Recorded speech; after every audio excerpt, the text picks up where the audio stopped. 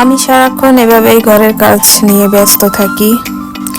এলোমেলো ঘর আমার একদম পছন্দ না, তাই ঘরে চারকোনায় হাঁটি আর যেদিকে যে ময়লা দেখি সেগুলো পরিষ্কার করার চেষ্টা করি। এদিকে আমি বিছানাটা গুছিয়ে নিচ্ছি। যাদের ঘরে বাচ্চা আছে তারা তো বুঝেন, আসলে কোনো কিছুই সুন্দর করে গুছিয়ে রাখলে গোছানো থাকে না। সেই তুলনায় আমার এই পিসটা, এই এক পিসটা একটু বেশি ভালো। এখন অনেকটা এলোমেলো করে। ও আরো ছোট ছিল যখন, তখন কিন্তু এতটা এলোমেলো করতো না। দেখতে পেরেছেন গোছালাম, কি কাজ হয়েছে, আবার এসে কিন্তু সে কম্বলের নিচে ঢুকে গিয়েছে। বড় হচ্ছে আর দিন দিন যেন দুষ্ট সেরা হচ্ছে। তবুও ভালো, যত দুষ্টামি করে আমার সাথে এবং ওর পাপার সাথে, বাইরে কোনো জায়গায় কোনো দুষ্টামি করে না। এদিকে তাড়াতাড়ি করে কাজ গুছিয়ে নিচ্ছি, রাতে রান্না আছে, আবার একটু পিঠা বানাবো। এই যে অহনা বাইরে থেকে নাস্তা নিয়ে এসেছে, অর্থাৎ অর্ডার করেছিল অনলাইনে, সেখান থেকে দিয়ে গিয়েছে। তা ও গরম করে খাচ্ছে আর আমি ওর সাথেও দুষ্টুমি করছি।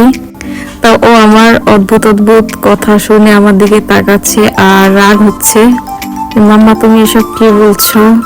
তো যাই হোক, এই যে খাচ্ছে, আবারও ওকে আমি ডিস্টার্ব করছি। ও কিন্তু আমাকে খেতে ডেকেছে, কিন্তু এই খাবারগুলো আমার কাছে ভালো লাগে না, বেশি অয়েলি, যার কারণে।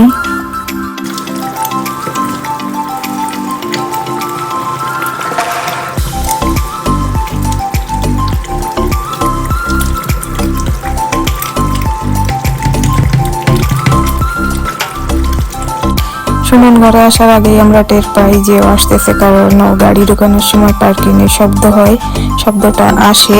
তো আমি দুষ্টুমি করছিলাম আর অহনার আগে আমি এসে দরজা খুলেছি, অহনা রাগ করে। এই যে অহনা পাপ্পা চলে এসেছে। অহনা পাপ্পার সাথে আমি একটু করে দুষ্টুমি করছিলাম, আর এই তো এভাবে আমরা সবসময় দুষ্টুমি করতেই তালে থাকি। সে ঘরে আসার পরে আমাদের যেন জান প্রাণ সব ফিরে পাই। যাই হোক, এভাবেই আমরা চলছি। এই দেখেন, অনেকগুলো চিতই পিঠা বানিয়েছিলাম, রসে ভিজিয়েছি, এই যে নারকেল আর রস দিয়ে।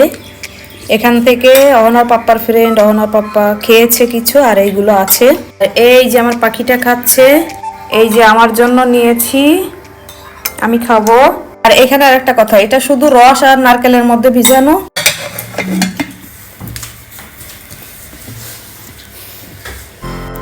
এই যে অহনার খাওয়া হয়ে গিয়েছে, এখন হলো আমি খাচ্ছি। মাশাআল্লাহ, এত সুন্দর করে মেল্ট হয়ে গেছে, বিসমিল্লাহ। আল্লাহ, অনেক ইয়ামি, অনেক মজা হয়েছে।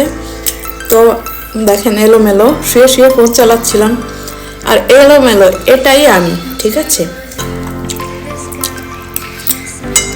কে কে এলোমেলো অবস্থায় ক্যামেরার সামনে আসতে পারেন, হাত তুলেন তো, আমার মতো কেউ পারবেন না।